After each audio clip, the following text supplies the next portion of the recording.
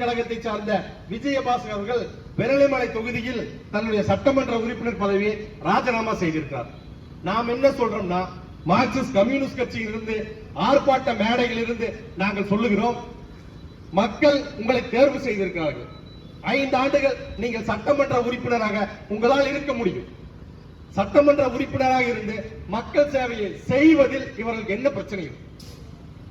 அந்த தொகுதியில் உங்களை தேர்வு செய்திருக்கிறார்கள். 4வது முறையாக, 5வது முறையாக, 3வது முறையாக ஏராளமான பேர் இப்ப ராஜினாமா செய்தவர்கள் அத்தனை பேர் ஏற்கனவே தேர்வு செய்யப்பட்டவர்கள்.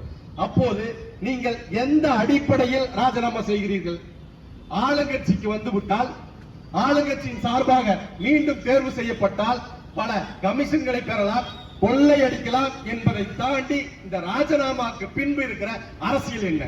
அதைத்தான் மார்க்சிஸ்ட் கம்யூனிஸ்ட் கட்சியின் சார்பாக நாங்கள் கேள்வி கேட்க விரும்புகிறோம். தமிழ்நாட்டு மக்களிடம் இந்த ஆர்ப்பாட்டத்தின் வாயிலாக இன்னொரு கேள்வியும் நாங்கள் முன்வைக்கிறோம்.